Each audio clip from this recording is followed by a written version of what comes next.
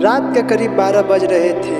तभी चंद्रयान-3 का इंजन चालू कर तभी 30 मिनट तक रात को रखा गया था। 14 जुलाई 2023 को 2:35 पर हरिकोटा से चंद्रयान-3 को बाहुबली रॉकेट के माध्यम से उसे पृथ्वी के कक्ष में छोड़ा गया। आपके दिमाग में सवाल आ रहा होगा कि 12 बजकर कुछ मिनट पर चंद्रयान-3 का इंजन क्यों चालू करना पड़ा। लेकिन इसरो एजेंसियों का मानना है कि बाहुबली रॉकेट के माध्यम से चंद्रयान-3 को पृथ्वी के कक्ष में छोड़ा जाएगा। फिर इसके बाद जब चंद्रयान-3 को पृथ्वी के कक्ष में छोड़ा गया तो चांद के दक्षिणी ध्रुव पर सॉफ्ट लैंडिंग करने की कोशिश करेगा। साल 2019 को जब चंद्रयान-2 को जब चंद्रमा के कक्ष में छोड़ा गया था तो उसमें क्यों चांद पर जाना इतना भयानक है। अमेरिका के नासा एजेंसियों ने जब चांद पर अपना पैर पहला रखा था उस वैज्ञानिक का नाम था नील आर्मस्ट्रॉन्ग था। आप देख रहे हैं आरके कॉमेडी ऑफिशियल चैनल से।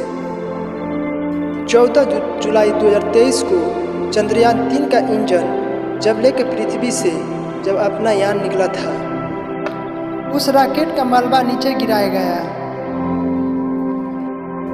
चंद्रयान-3 जब पृथ्वी के चारों तरफ 15 जुलाई के ही दिन पृथ्वी का जब अपना चक्कर पहला लगाया था तभी किसी अंतरिक्ष यान को डायरेक्ट उपग्रह पर भेजा नहीं जा सकता है। इससे पहले कि पृथ्वी के चारों ओर राउंड कराया जाता है जो कि उसे धीरे धीरे चंद्रमा की सतह पर लैंडिंग कराने की कोशिश करा जाएगा। 17 जुलाई को चंद्रयान-3 ने जब पृथ्वी का पहला चक्कर लगाने के बाद जब दूसरे राउंड में जब चक्कर लगाता है इसरो एजेंसियों का मानना है कि इसका दूसरा इंजन चालू कर दूसरे राउंड में डाल दिया जाता है। जैसे कि 20 जुलाई 2023 को उस दिन का बात खास होती है जब चंद्रयान-3 का इंजन चालू कर पृथ्वी के चौथे कक्ष में जब इंजन को डाल देते हैं तो वो पृथ्वी के चक्कर लगाते हैं। 25 जुलाई 2023 को जब अपना यान 5वें राउंड पृथ्वी का चक्कर लगाते हैं तो वह यह भी इंतज़ार ख़त्म हो गया। जब चंद्रयान-3 ने 14 जुलाई को हरिकोटा से जब लॉन्च किया गया था तभी तक 31 जुलाई तक पृथ्वी का चक्कर लगाता रहा। सही सलामत पृथ्वी का 5 चक्कर लगाकर चंद्रयान-3 अपने यान चंद्रमा की ओर निकल पड़ा। फिर भी वैज्ञानिकों का इंतजार था 31 जुलाई 1 अगस्त को 12 बजे करीब जैसे चंद्रयान-3 का इंजन चालू कर दिया जाता है जैसे में कि 236 किलोमीटर दूरी पृथ्वी से चले जाता है यान। तो विश्व का कोई ऐसा देश नहीं है जो कि चंद्रमा के दक्षिण ध्रुव पर अपना यान को लैंडिंग कराया है।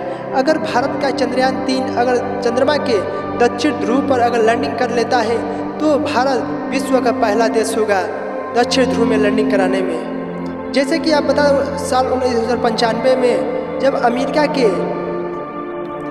आप लोग सोच रहे होंगे कि यह काम बहुत आसान है, आसान नहीं है। लेकिन अगर वैज्ञानिकों से छोटी मोटी अगर गलतियां हो जाती है तो यह चंद्रयान-3 चंद्रमा से बहुत आगे निकल जा सकता है। इसरो वैज्ञानिक के मुताबिक यह बताया जा सकता है कि चंद्रयान-3 को चंद्रमा की सतह पर लैंडिंग कराने के लिए सिस्टम रिमोट से इसे कंट्रोल किया जा सकता है। तभी चंद्रयान पर लैंडिंग करने में हमारे भारत सफलता पा सकता है। इसरो वैज्ञानिक के मुताबिक यह बताया जाता है कि चंद्रयान-3 को चंद्रमा के सतह पर उस जगह पर लैंडिंग कराया जाएगा जिस लैंडिंग के समय भारत को चंद्रयान-3 को धीरे धीरे चंद्रमा के कक्ष में उसे दक्षिण ध्रुव में उसे लैंडिंग कराया जाएगा। कुछ समय के लिए बहुत भयानक होता है जब अंतरिक्ष यान को जब चंद्रमा की सतह पर जब लैंडिंग कराना होता है तो उस यान को धीरे धीरे लैंडिंग किया जाता है क्योंकि उससे तेज लैंडिंग नहीं होता है। जैसे कि वहाँ पर जब अंतरिक्ष यान जाते हैं तो वहाँ पर अच्छे मिशन वहाँ पर फेल हो जाते हैं। अगर हमारा भारत चंद्रमा के उस धरती पर दक्षिण ध्रुव में अगर लैंडिंग करने में सफलता प्राप्त कर लेता है तो वो विश्व का नहीं पूरा रिकॉर्ड बन जाएगा, इतिहास बन जाएगा कि दक्षिण ध्रुव में उतारने वाला पहला देश भारत ही है। जो कि वहाँ पर आज तक ही 3 देश पहुँच चुका है। जहाँ भारत जाना चाहता है वहाँ तक आज तक कोई देश अपना यान अंतरिक्ष को लैंडिंग नहीं कर पाया है। चंद्रयान 3 को आखिर दूसरे दुनिया के लिए रवाना किया जाता है। अगर भारत दक्षिण ध्रुव में चंद्रमा की सतह पर उस जगह पर लैंडिंग कर लेता है तो भारत विश्व का पहला देश होगा। अगर इस चैनल को आप सब्सक्राइब नहीं किए हैं तो आप लोग कर लीजिए कि आने वाला हर एक वीडियो आप लोगों का आरके कॉमेडी ऑफिशियल से तुरंत आएगा।